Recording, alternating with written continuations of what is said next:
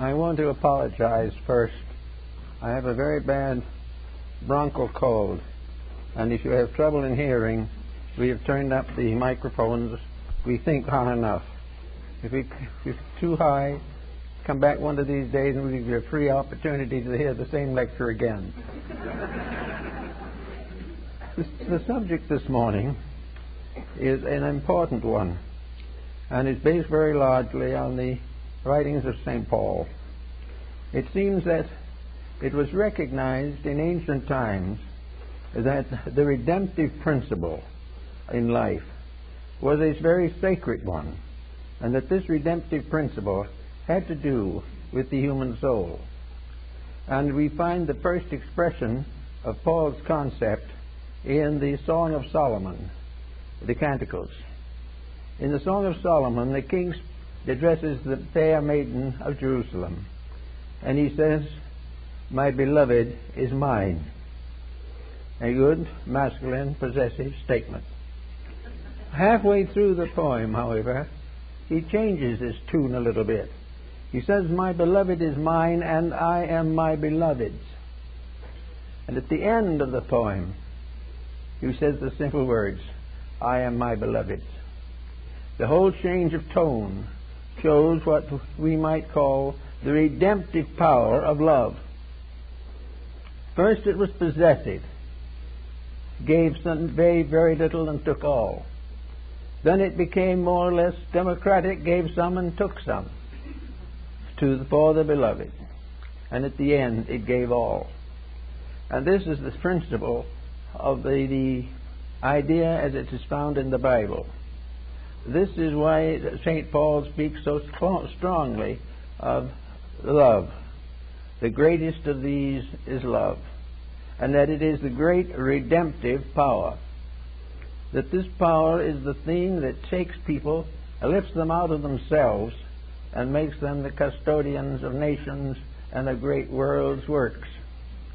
The idea, consequently, of the redemptive power goes into alchemy, where we find it is the transmutation of various factors into the production of the universal medicine.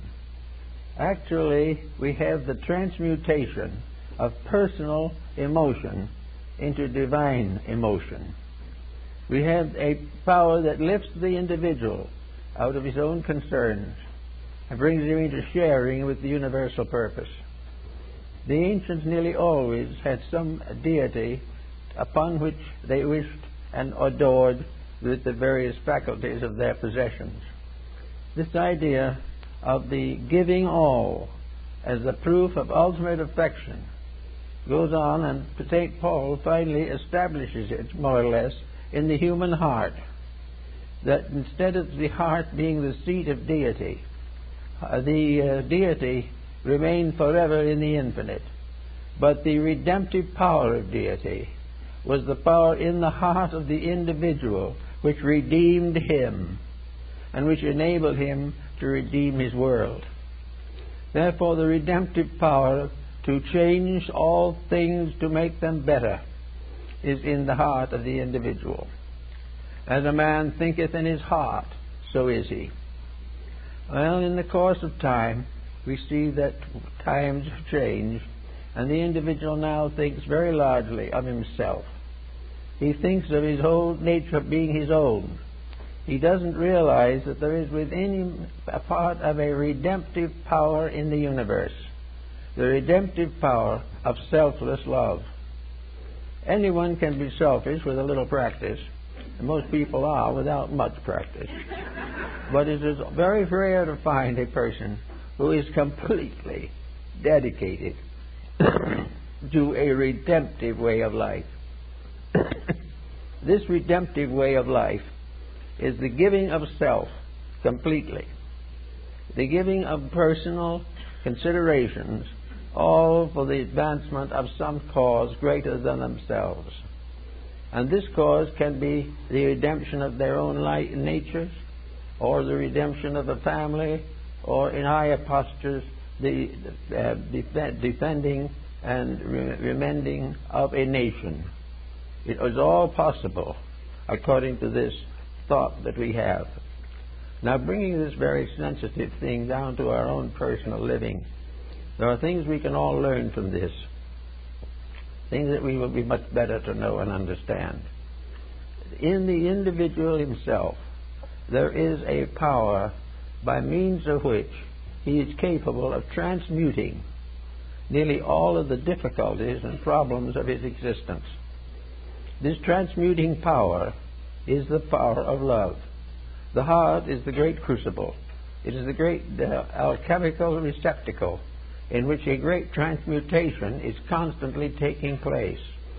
In the old Rosicrucian manifestos, the heart is represented as a universe in itself, with elements and universal symbols.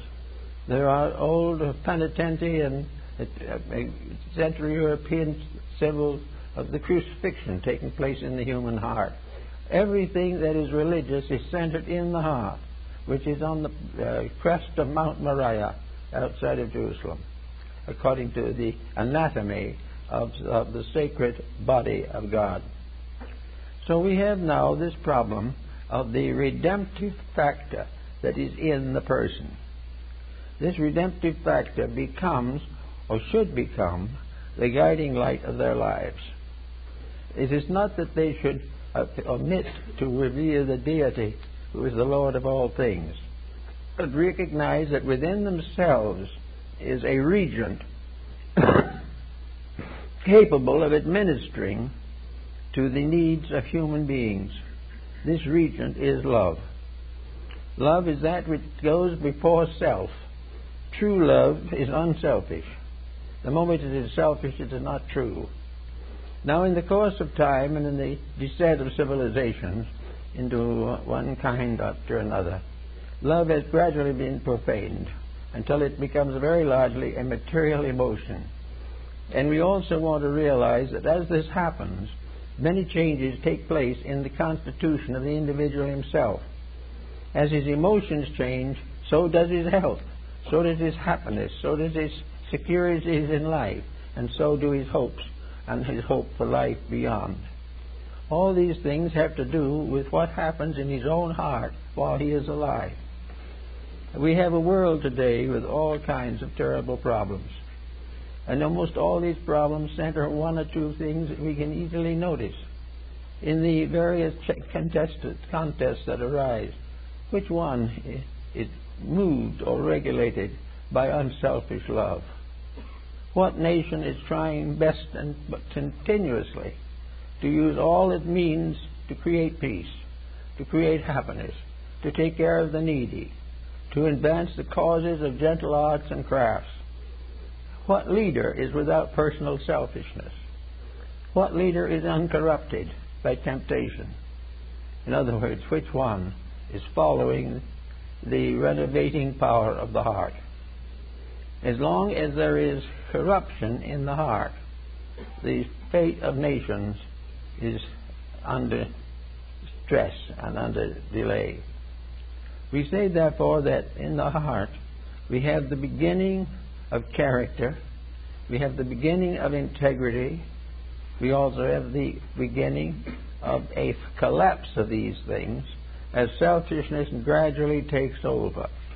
There's a little Sicilian church that is very interesting. It has the heart as a symbol in the church. And in the heart, the devil is enshrined in a beautiful chapel on a crown, with a crown and a throne. In other words, the devil is, in that case, is enthroned in the heart. This would be a symbol that individual is depraved or degenerate or has turned his life over to evil things. But the redemption of man is very largely achieved by the regulation of the instincts and appetites and ideals of his heart. So we take this as a possible basis for a new relationship between man and society. We know that in the years that lie ahead, many changes must come. And we are all hoping and we are praying that these changes will come soon. We hope that leaders will arise who will correct these mistakes, that peoples will rise and band and force and overcome the tyrants. But the trouble will probably be that the people will have to become first tyrants themselves in order to overcome the tyrants. So there lies ahead nothing but conflict, nothing but uncertainty.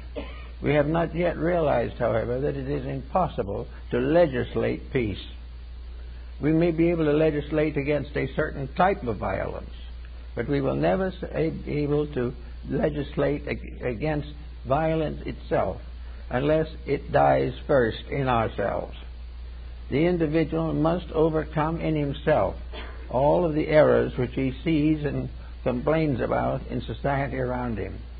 He must look upon the world as a picture of a heart.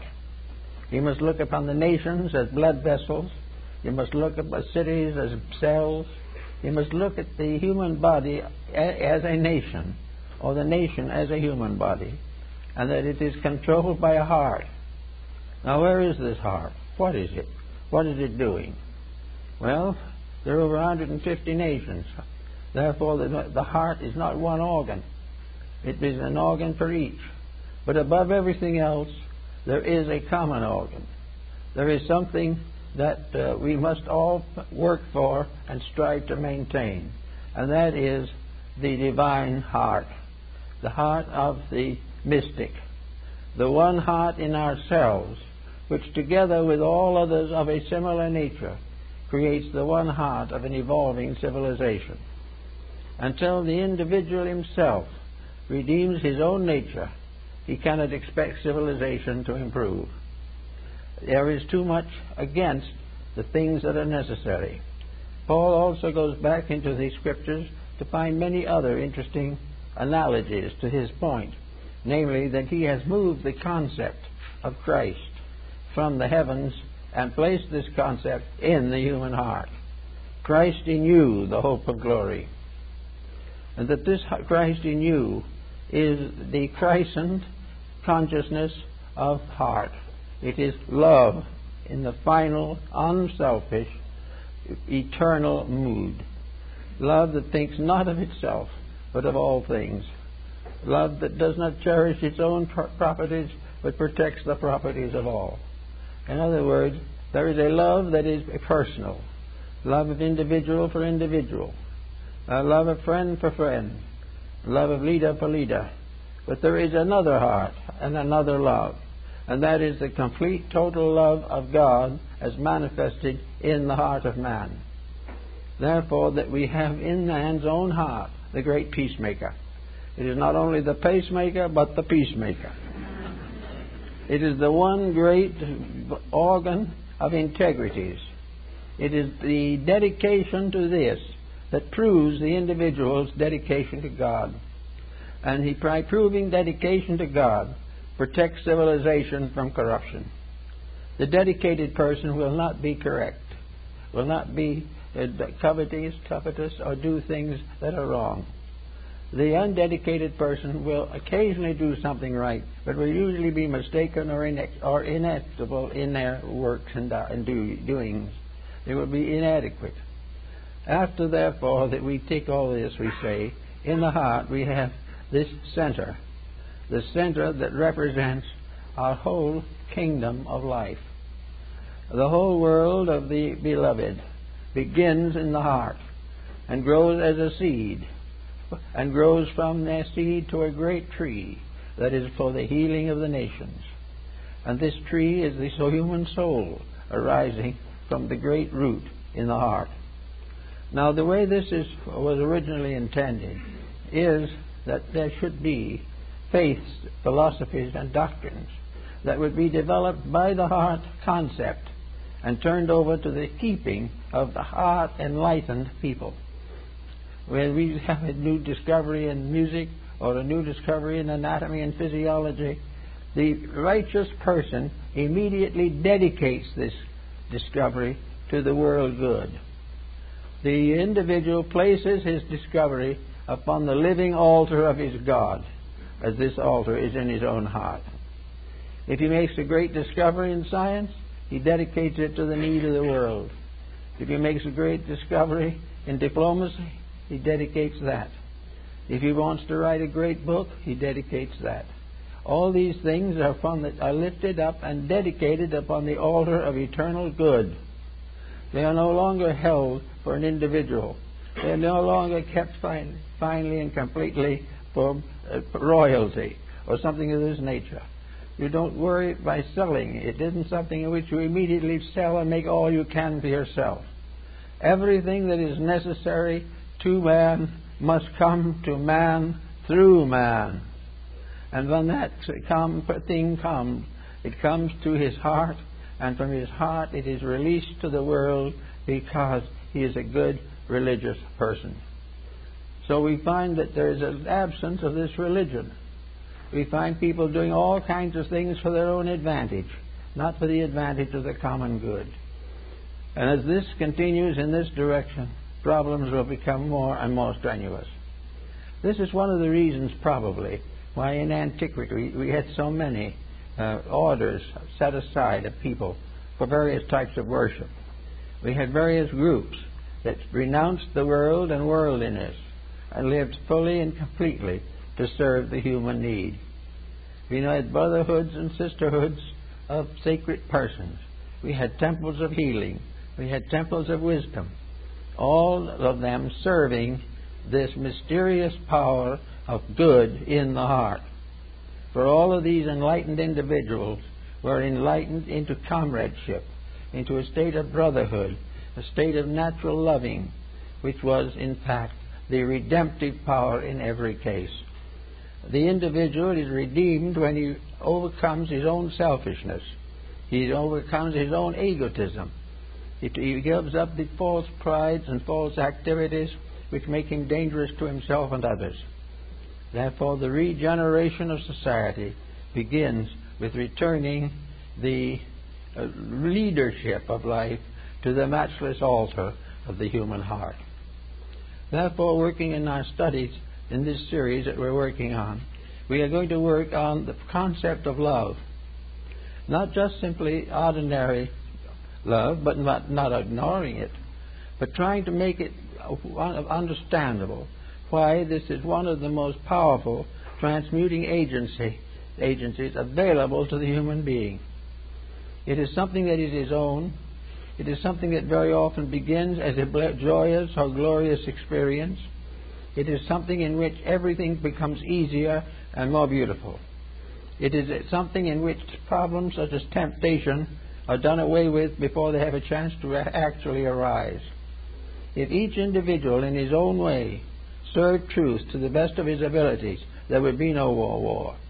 But we can pass laws against wars for 100 years and still have them, because the change has not been made in the deep centers of the human soul. Now, the ancient beliefs were to the effect that the human soul was, in a sense, the beginning of a new being in man.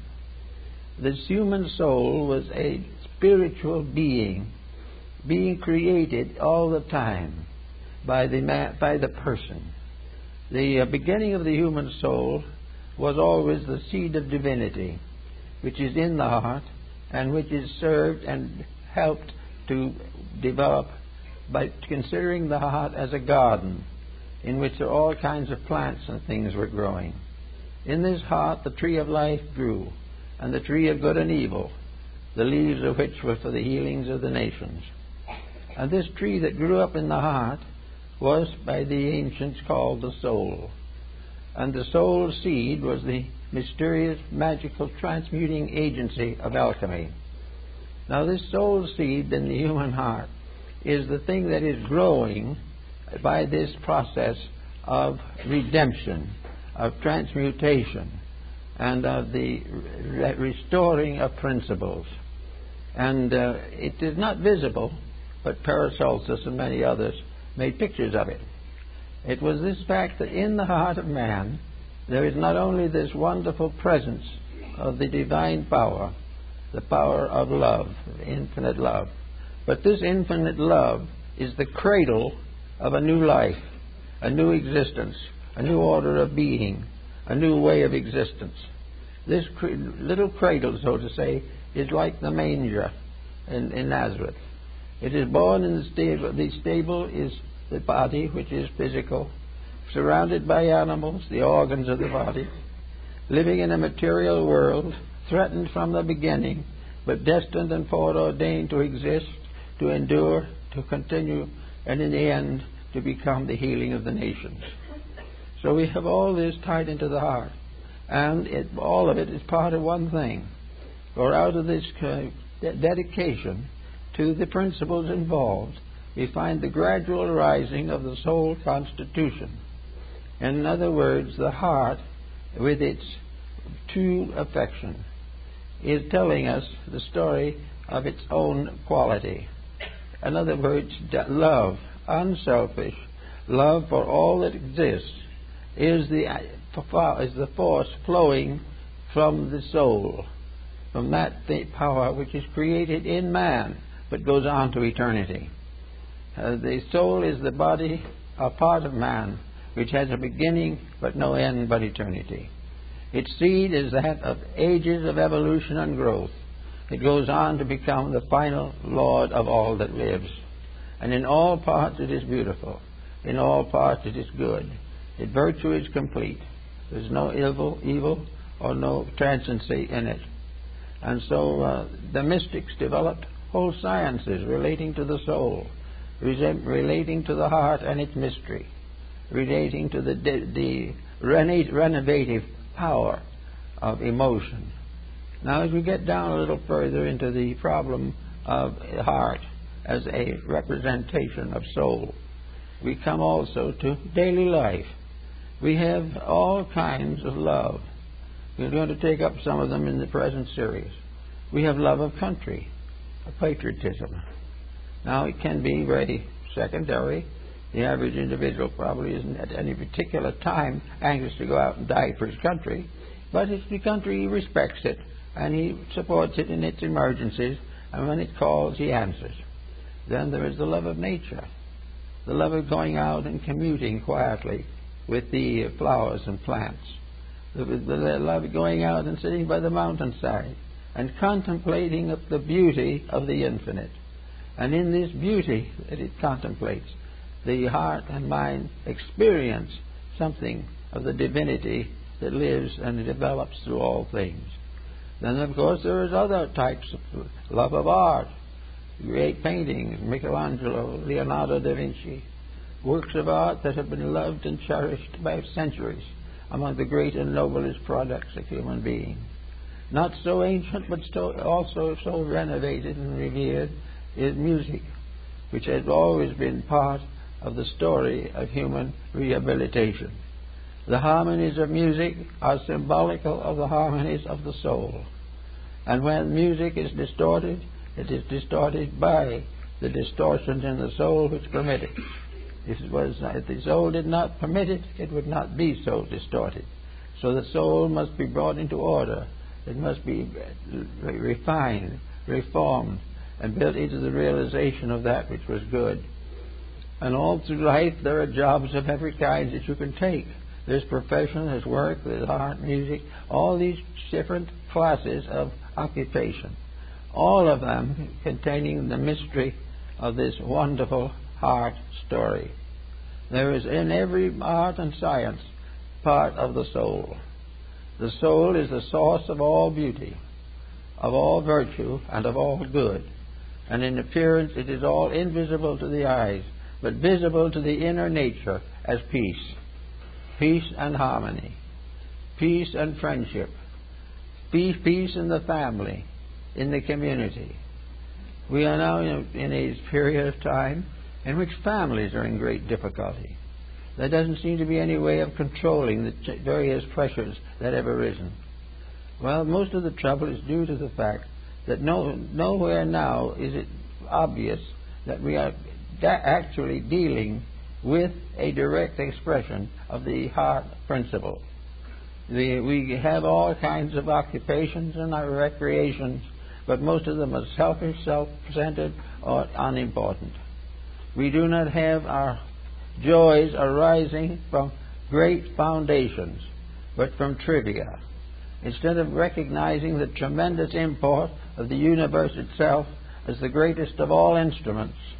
We are satisfied to sit around and play on a banjo out of tune, thinking that we are doing something quite unusual. We are so unusual it should never be done. And we go on with these things, and we find we're living in a universe in which we are simply doing nothing with the best part of it. We are living to fill the active pursuits of the day, most of them self-centered. We are there trying to make a few extra dollars. We are trying to advance various causes or advance ourselves in various positions in nature and in business, but no thought of the great internal integrities upon which our own lives and the life of everything we know depends. The human being is not simply a little isolated creature in a desert of waiting.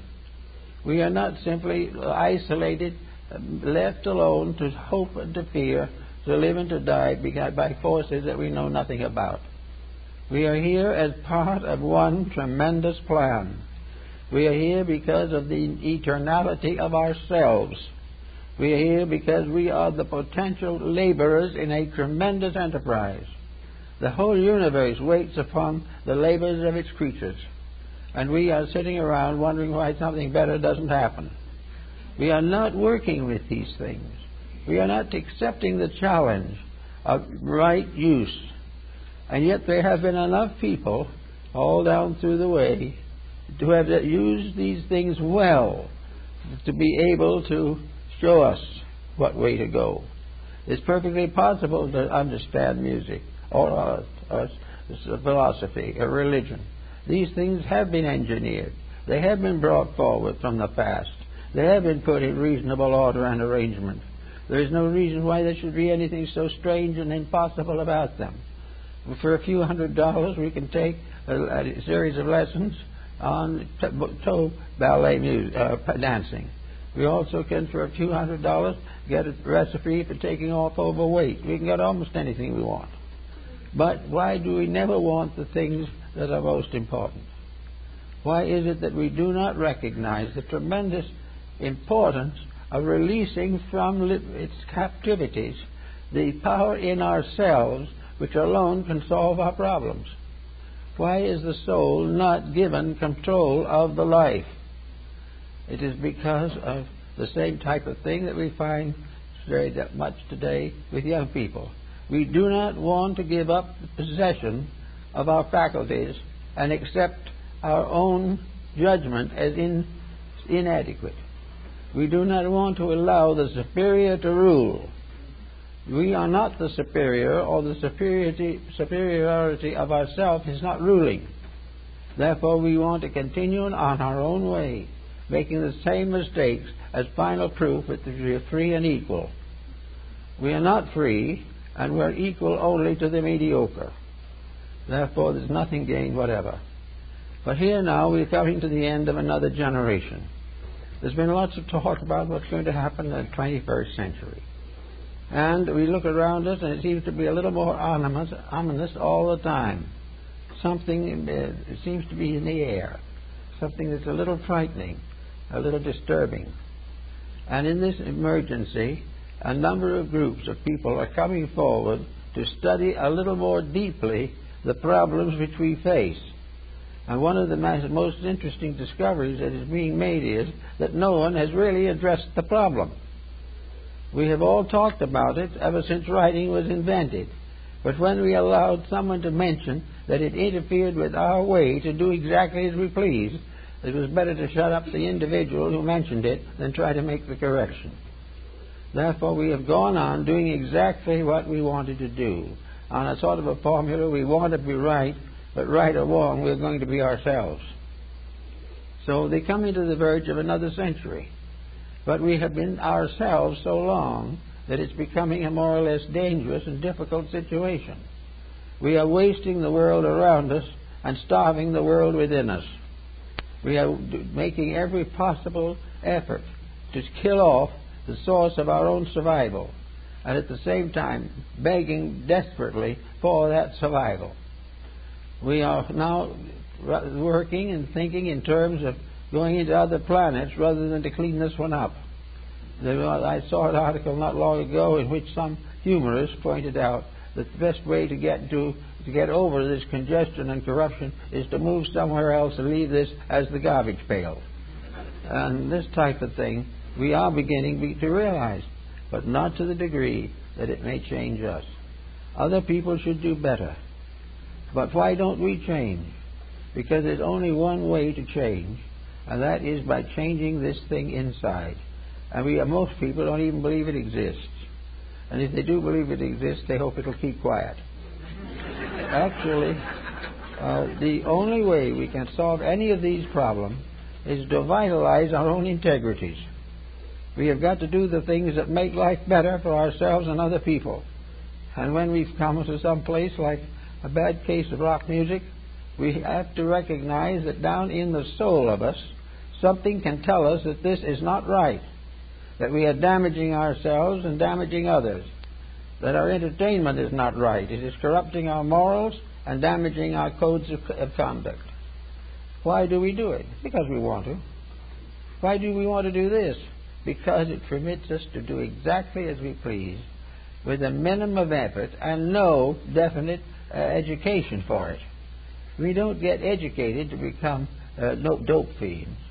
We remain uneducated, or if we are schooled and the dope fiend is a postgraduate, if I'm holding a Phi Beta Kappa, it means that he's never been educated at all in spite of his credentials.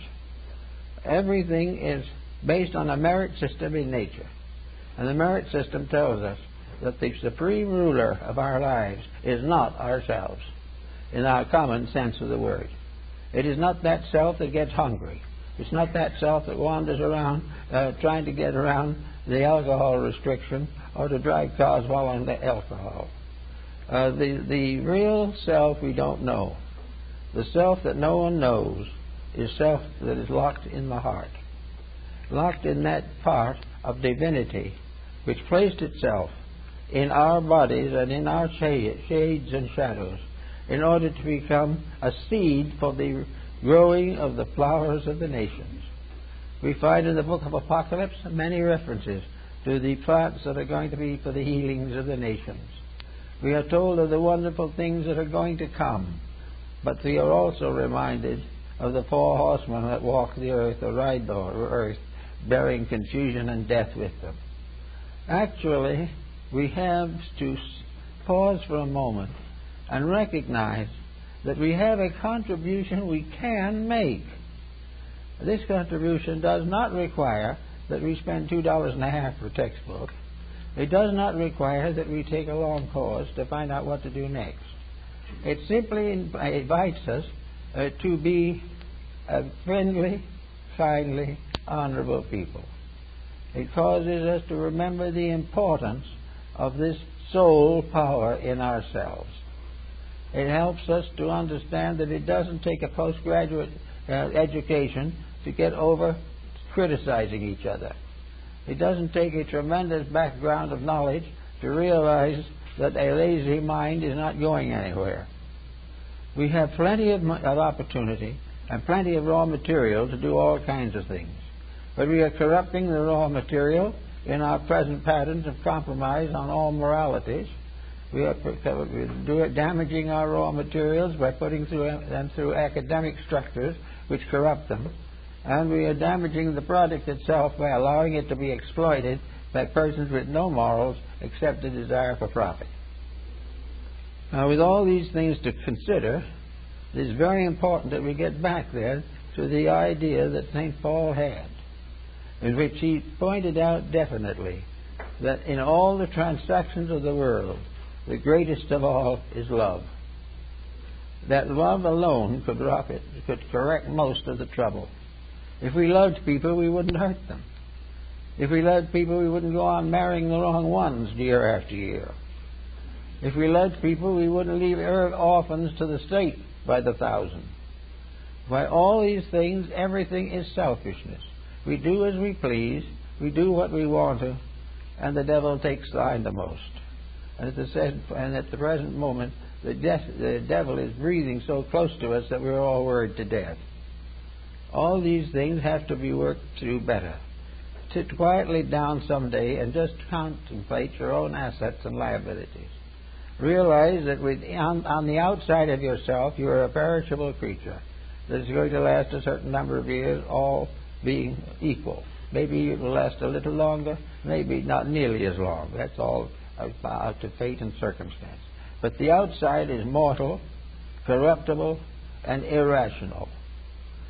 The only rational part of the body is the rationality in the cell structure, and it never gets a chance to say anything.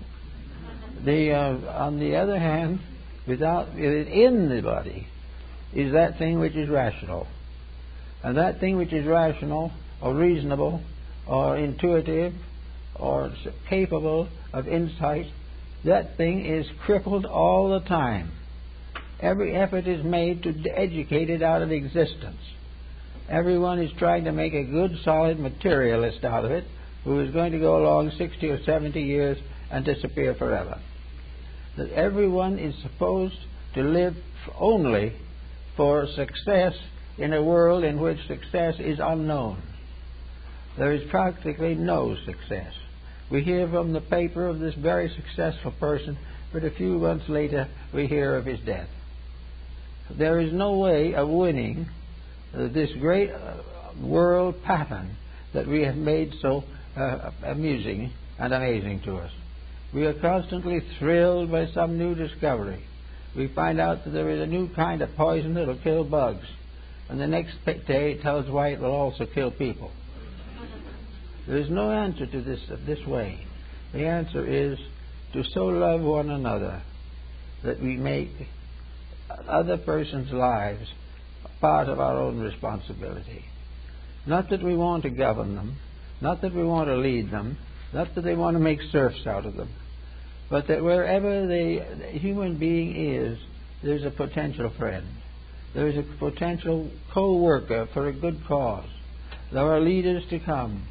There are many who can help in countless ways to end the problems that cause war, that cause crime.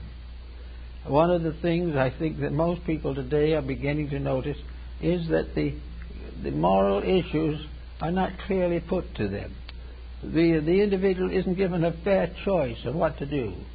Several candidates apply for office, and all of them are equally uncertain. No one knows who is the best, and the answer may be the only way we could ever tell is to try to decide who is the worst. We have no way of doing these things. When we decide on public offices, they should be people who have lived with the heart. They should have behind them a story of help, of doing things that were good, that have lives dedicated to principles that were real and valid. Once in a while someone like that does come along, and we venerate them, and we may canonize them, and we may build monuments for them, but we're rather grateful when they leave, simply because we never did want to be changed as they would want to have changed us. We didn't want to be better. We just wanted to be about the same, but a little richer. And that's as far as it goes. Now, there are a lot of people you can turn to for help. All kinds of artists will give us lessons. But the supreme artist, the supreme scientist, the supreme mystic, the great theologian, and the great intellectualist, they're all under the skin. They're all in us. We have to develop these faculties. The human being is an infinite creature with an infinite capacity to grow, and that this growth should be healthy, and it should be regular, and it should be continuous, and we should all be growing naturally and happily from one step of intelligence to another. There should be no conflicts and no inconsistencies in our lives. We have faculties, powers, organs of perception, everything necessary to regulate our lives. We have everything except, two things: the will to do it and a clear vision of which way to go. One of the problems that Paul worked on a long time and never did get to quite a personal and perfect answer to, is to which way do we go? If we are ready to dedicate all to an effort to improve, what should we really do? How do we get at it, really? Well, Everyone will ask somebody. We will pay for courses on the subject. Learned people will write books on the subject. We will make little experiments, most of which will fail, and disappointed we'll drop back into the old ways. The real answer is that the answer must come through us and not to us. It must be the result of our own natural growth. Because if each day we are a little more kind and a little more honest and a little less selfish, changes take place within us. What the scientist sometimes likes to call the libido gets to work. If we become better people, we have better thoughts. If we think longer viewpoints and develop them more clearly, we have better solutions to world problems. Every solution we need must come through us, not to us. And it comes through us because we grow up to deserve it. When we reach a point where that solution is the next level of our own thinking, it breaks through to us very easily and simply. But while we are contented to let it go as it is, not try to make any changes, drift along, follow all these easy roads, and watch ourselves being exploited day and night, if we are continue that way, then all mysticism, all esotericism, all these things we've studied so hard and so consistently become nothing. No matter how many books we read, if nothing grows, there is no life. If we take all kinds of lessons and come out of the school with the same morality and ethics we went in, there's nothing to be gained. And anyone who seeks to develop and become more than he is, and is satisfied to do it only by improving the looks of his body, he is also mistrained completely.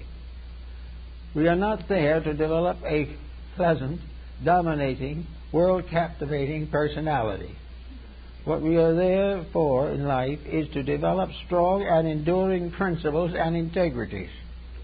But the interesting point is that the two work together very neatly. And the individual who actually attains this integration also attains to a looks about themselves, a way of living, a way of thinking. Even the lines on the face and hands, everything become beautiful. The beauty on the inside comes out, but the beauty that's on the outside and doesn't go in is useless. And this is what we're struggling with again. Now we are already in the throes of further international complications. We just get rid of one war and another one threatens. And all of this thing is selfish. Now also in this situation, as Paul points out, there is a certain religious factor that we also have to be very careful of. It is true and beyond doubt that the most destructive force in the world has been theological. If we go back through history, the religious conflicts have killed more people than the great world wars of modern times. Or they're still killing them. Or they're still destroying them. They're trying to wipe out the ethics because it interferes. All around our nations trying to be materialistic, and now our daily papers show how all of them are in trouble. Materialism is a hopeless answer. And we know it now, but we'll keep on trying to do it. There will always be someone who thinks they can break the rules of nature and of God. But the man who breaks the rules of nature dies the sooner, and the nation that breaks the rules of God collapses the sooner. These things just do not work that way. So we have now a great problem coming up. How are we going to solve these problems? Are we going to solve them by a great big world conflict, or a great big world congress, or a great big something or other, or by assembling a committee of people, not one of whom has an answer, but together might have, but won't, and letting it rest that way? We'll be right back where we were, because no one will find there's any answer, because no one is looking in the right place. If you want an answer, sit quietly and look inside. Look what you know would be best for you. And don't remember the fact that you wouldn't like it, but remember that if it's best for you, ultimately you will like it. If you are satisfied to become an alcoholic, that is inevitable. Or if you are entitled to continue smoking your favorite brand of cigarette as long as you live. That's all right. You have the right to. But you must pay the bill. And there's no way to escape the bill just because you like to. And in all these problems in life, you can do as you please and suffer. And you can do what is right and get over the suffering. And the problem is, which is the most important? The pleasure of the moment, which will go in a short time, or the suffering of the moment by correction, through which you may produce a lifetime of improved health and happiness. The whole situation, as we have it now, is assuming very largely that the answers are not going to be found, that we're going to have to make one after another strange and ineffectual changes. We're going to have to do things on the basis of this will make it last another year.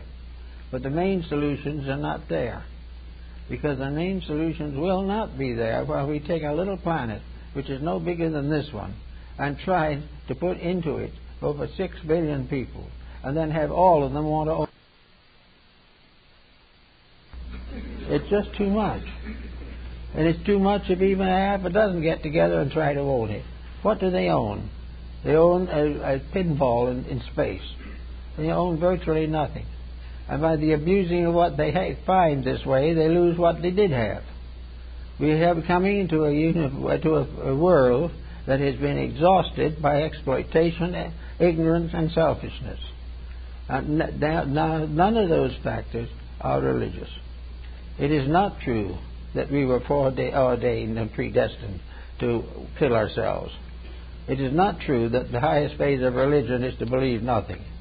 These things are false attitudes, and they are attitudes which we have to work out. They are the seat of good attitudes. The home of the real principles that we should be cherishing is in ourselves. And in the heart is the dweller in the innermost. And it is this dweller, always silent but always there, that can give us the impulses and give us the pressures to make the changes that are necessary.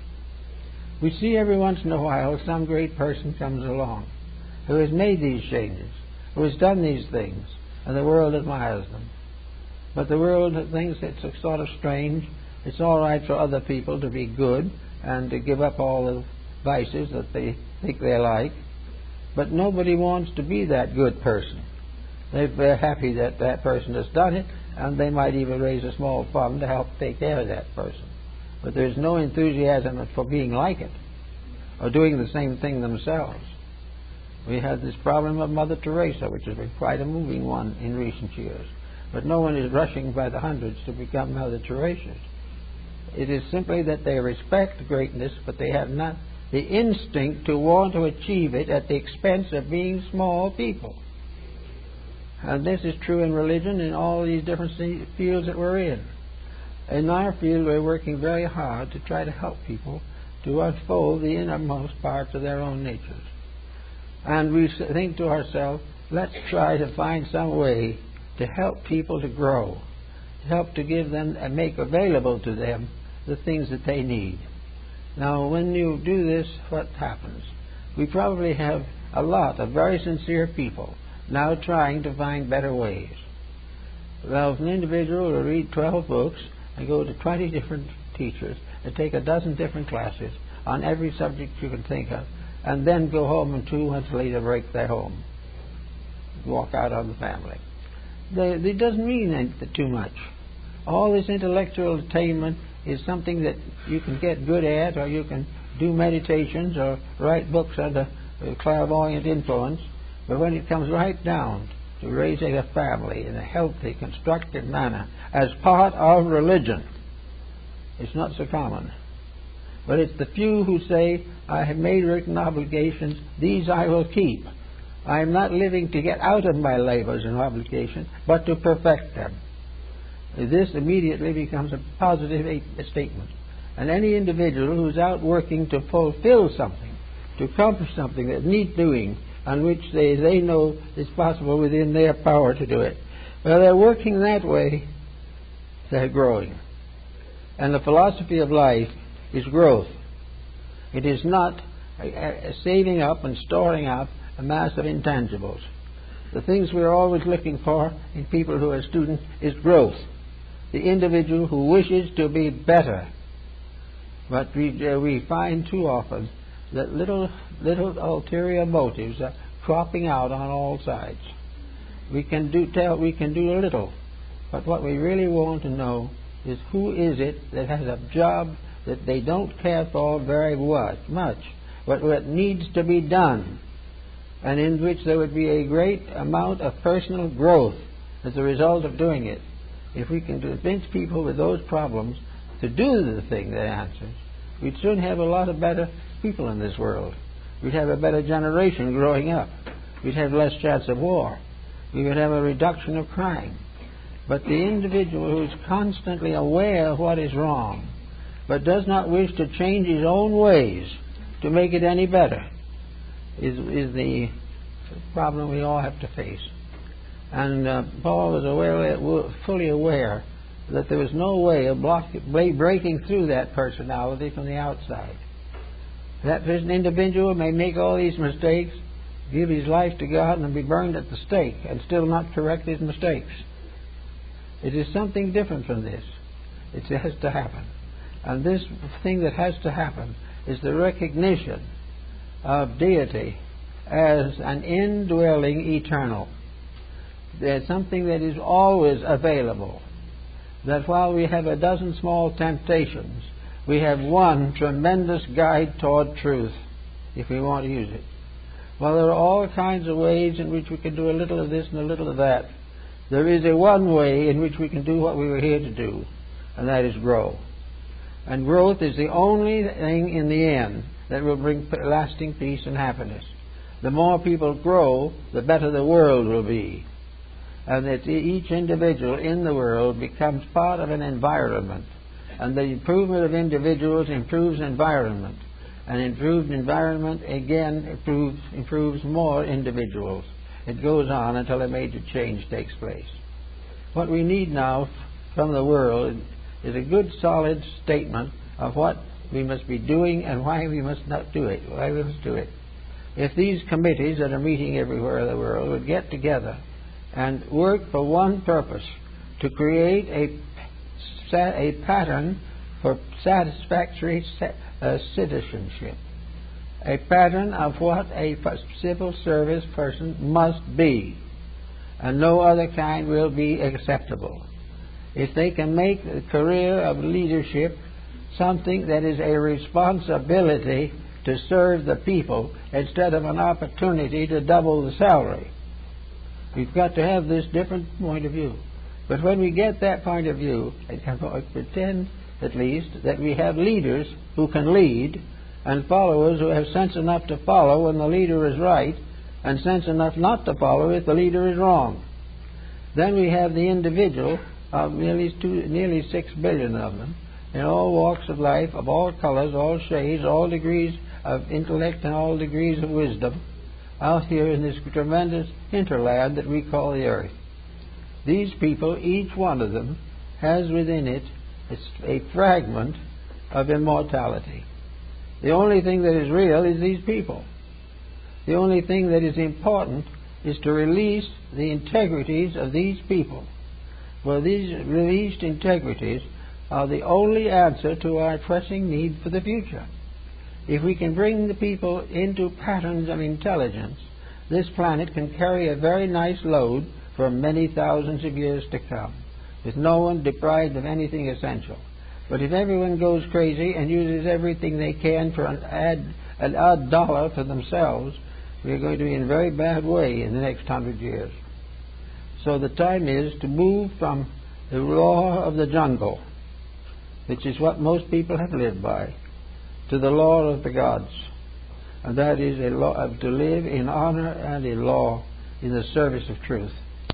And that the great power of the total reality of things, that we call the infinite deity, is present in each of us in a fragment of itself, the seed of its own eternity, and that each of these seeds is capable of growing and unfolding to become a wonderful witness in the court of the Lord. And each of those who come in to worship carries in his heart the seed of that which he worships. Before the altar he communes with his deity. But every day and every night he lives with God. Because whether he knows it or not, if God is not there, he is dead. So that we have all these things to do. And things can be done if people will start simple daily efforts to do it right. To become better citizens in private affairs. Not to some of these public things we talk about, but to slow down on the criticisms that destroy hope. Slow down on the differences which magnify, present final restriction. Slow down on the dividing forces.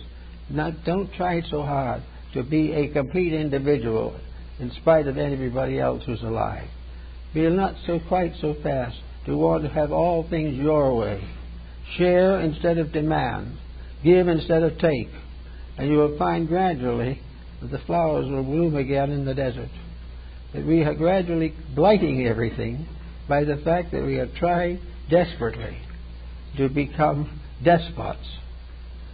And as despots, we are in trouble. For it was not so intended.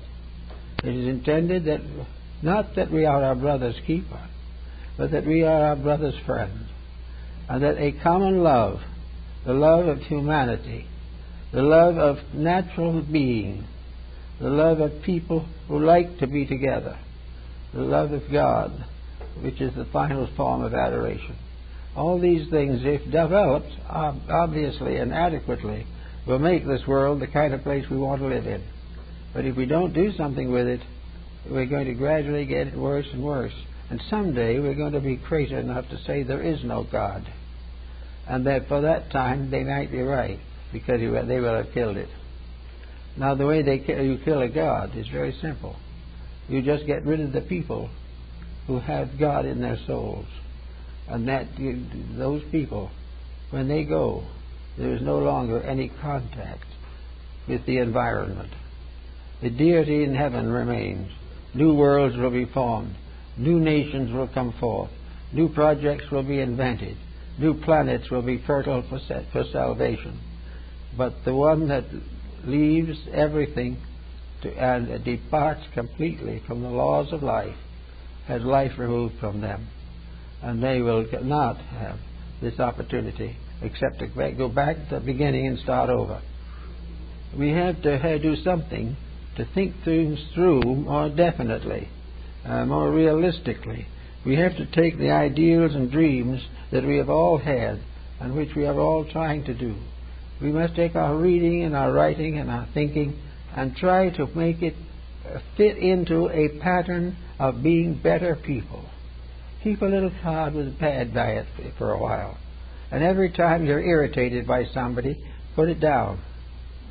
And see after a day or two if you can't clean it up. Every time you scandalize someone, make a note of it. Every time you put some desire of yourself at the head of a list to the loss of someone else, put it down. Keep track of your mistakes. It's easy to forget them. But if you keep track of them, you will very shortly find that each person has a little circle of mistakes that they are most likely to make. Some individuals just can't keep quiet. They can't keep it a secret. They can't refrain from spreading gossip or bad news. Another one cannot stand criticism and explodes in the face of it. Another has great antagonism to a religion or a philosophy or to a person. Others hate their neighbors. Some hate their parents. But all of these things, if written down by a mature, grown-up person and looked over by that person, will begin to look pretty foolish. And in a short time, with a little discipline, they can rub out those names and those words one by one until they can face life without prejudice, conceit, or effort to disintegrate someone else through jealousy or something of that nature. So we want to put all this philosophy we can to work. It needs to work. We need it every day now. It's getting close. So if we can do as best we can all get somewhere, and we'll all be better for it. And we'll agree, I think, a little bit that possibly St. Paul is right. That hope, faith, and love, these are the three. But the greatest of these is love. And love is the thing that takes bitterness out of life. It takes malice out of life, not only in nations, but in individuals. It is the forgiveness of the ills of each other, and the willingness to forgive as we would be forgiven. And out of that comes the very basic essence of the best of Christian religion, which is the religion of letting the God in the heart rule the mind and the hand, and dedicate the labors of the life to the accomplishment of good. Okay.